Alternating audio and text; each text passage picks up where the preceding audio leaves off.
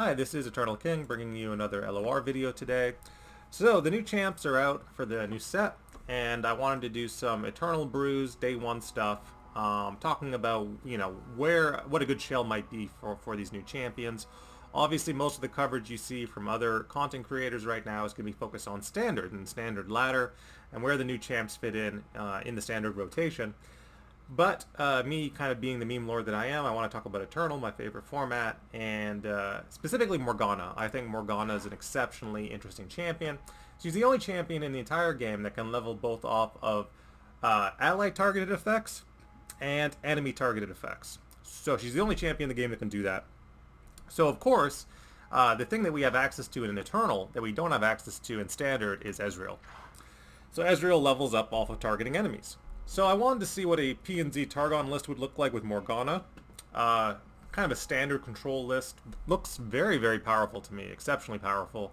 I wouldn't be surprised if a deck like this makes it into, the top 60 rotation or whatever once Eternal Ladder opens back up again. So let's go through the list. Thermogenic Beam is a 3 of. I strongly believe in Thermal Beam. Always have, always will. I know a lot of people think it's a heavy card, it's an awkward card.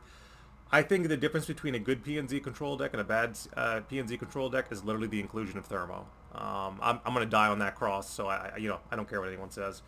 1-drops, both Acorn and Forge Chief are MVP PNZ cards in a deck like this, where you have a lot of very, very expensive spells.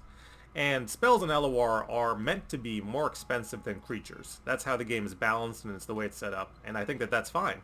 But the way that we can help mitigate that is using Acorn to reduce the cost of spells, and Forge Chief to refill our spell mana. And also, they're good, into like aggro matchups and stuff if you just need chumpers or whatever. In the 2-mana slot, 3 Mystic Shot, duh. It's burn, it's removal, it's great, it's fast speed, it's a ping. I know that pings have kind of been undervalued lately, and even like hard removal cards and a lot of things have been not valued very highly Eternal lately. Because again, they don't fit in well into the Majin Bay style of LOR, where typically what you do is you, and I'm going to say this every video, is typically what you do is you open attack spam, your opponent attempts to open attack you, you can mitigate the effect of their open attack, and then you open attack harder next round. And that's kind of the Majin competitive style of LOR. And cards like Thermo, cards like a lot of removal, a high amount of removal or a high amount of answering in a deck, don't play well into that kind of mind frame or play style. But again, when I run control, 100%, I go all in. New card, Ruby-Eyed Conjurer. Play grant spell shield to an ally in hand. So obviously we play Ruby-Eyed Conjurer to chump in the aggro matchup and grant spell shield to Ezreal or Morgana, because they are our primary win cons, they are our burn, and they have to stay alive. And there's only 2 ways you can interact with champions, in LOR. You can either cast a spell on them and try to kill them that way, or you can try to challenge them and drag them into combat. And so this, effectively deals with one of those ways of answering Ezreal, is just by giving him Spell Shield. 1 Black Shield, again, I just want the 1 burst speed 2-mana Spell Shield effect. The fact that it shackles the unit does not matter. In fact, with Ezreal, the shackles counts as a 1 damage burn spell anyway, so it's actually like synergistic. So Black Shield MVP, definitely a nice one of tech choice. Dark Bindings, this is the card that P&Z Targon Control has been waiting for. It's an amazing stun spell. It is just the stun the 1 unit and then curse it with shackles and force your opponent to spend the mana. But it's an MVP card. You're happy to play it naturally. You're happy to play it off of Morgana's signature spell. You're just happy to play it, period. So amazing card. This card is so strong that it practically makes this deck. Before, the thing that P&Z Control really suffered with is, like, yes, you had hard removal at slow speed with things like Thermogenic Beam, you had your fast speed pings, but then what do you do if someone open swings with just like a big overwhelm unit and you just couldn't deal with that? And if it was like a weapon that it was equipped with, you couldn't hush it because you can't silence a weapon. Well, now you have Dark Bindings. So amazing card. Augmented Clockling, I shouldn't have to explain why this is a good card. it functions on the same spectrum of Acorn, where you're basically getting an elusive chump blocker or a little bit of elusive damage that you're swinging with, but you're also, you know, getting a spell and reducing the cost of it. So it's very similar to Acorn. It's very good. Augmented Clockling MVP. Static Shock, again, allows you to ping two things, Turbo Ezreal, Turbo Morgana, and potentially deal with some sort of aggro threat at the same time. Static Shock is a vanilla card that I think increasingly is just better and better and better as more things, you know, you kind of static and then you can set up a Thermo, or you can static and set up a Mystic, or, you know, you static face, or whatever the case may be, some combination of those things. Static and then set up for an Ezreal, Mystic Shot. Very good. Morgana, again, such a great control card at this deck, where we talked about how good Dark Bindings was. Well, you know, Morgana and Cursing is obviously very, very good. And the Lifesteal, you know, also a great keyword for a deck like this, where the only way you're going to lose a lot of the time is just by dying. So now Morgana makes it harder to die. Very, very good champion in a deck like this. Sunburst. Again, I'm not confident enough that Thermogenic Beam is going to get us there on the hard removal spectrum, so I'll run Sunburst as well. It's only 5 mana, and in fact, a lot of the time it'll be cheaper than that. It'll be 4 mana off of something like Acorn, right? Or maybe you pull it off of Clockling or whatever. So it's just 6 damage for a very small amount of mana, usually 4 mana, and you get the silence effect if you Daybreak with it. So obvious inclusion here.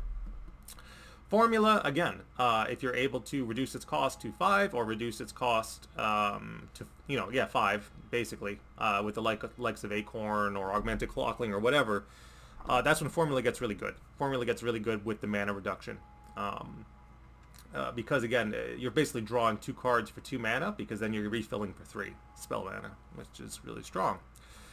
And Sputtering Song Spinner, there's a very good chance that you are either going to draw Burn off of Song Spinner, or you're going to draw targeted effects off of Song Spinner. And those are both things that this deck wants. It wants basically targeting your opponent's creatures many, many times for a cheap amount of mana. You're basically getting like 3 pings for 7 mana, or you're getting a targeted effect, you know, in the mix that can help keep your stuff alive and level Morgana. So I can't really think of what else this deck needs. Like, I think this deck is basically perfect. Building an Eternal is usually a very straightforward process for me when I create decks, and this looks great. Like, I would just take this and I would just run it and I would go play. And maybe there's a world where you like tech in a Rocket Barrage or something as a one-of, but again, that seems kind of clunky and bad compared to all the other amazing spells we have in this deck already. So, you know. But again, if you wanted to do like 1 less Sunburst and 1 Rocket Barrage or 1 Celestial Wonder, probably not the Celestial Wonder, but maybe the 1 Rocket Barrage, you can do that. I'm not going to do that though. Or again, you could drop the 1 Sunburst and maybe you run 2 Black Shields. If you feel like it's very meta dependent, that would be a lot of Spell Shield. You know, there's already 4 Spell Shield cards in this deck, so 4 is more than enough to keep your stuff alive. So again, keep it simple, keep it straightforward. This deck is already just perfect to run. You can do a small ratio tweak or whatever, but yeah, expect to see this. I think there'll be a version of this deck next Eternal Season. I know Majin would rather run Seraphine. He's a big Seraphine guy because he loves non-committal plays. He loves basically playing a champion that doesn't do anything when it gets played and is non-committal, but then you get free spells off of it, and then you chain value later on in the game and that sort of thing. I think Ezreal's fine now with the curve of Ruby-Eyed Conjurer into Ezreal. Like I said, like it's either like you challenge Ezreal or it's bust. And then again, even challenging with the likes of Dark Binding isn't the easiest solution. So, you know, again, there's just a lot of interaction in this deck. A lot of different kinds of interaction. You've got like 6 hard removal cards. You've got tons of ping effects. You've got tons of chumpers, you've got mana reduction, you've got draw, a lot of draw, right? 6 draw cards. Also, this is a cycle, that's a cycle. It's perfect. It's perfect. What else do you need in this kind of deck? Just play it, run it, have a good time with it. It's day 1 stuff. But yeah, LOR, devs did a great job with this new set, and we're even seeing Mogwai back in the game, which is fantastic. So if you're looking for standard content, go support him. If you want Eternal content, then stick it with me because I play Eternal basically all year long. All right, take care.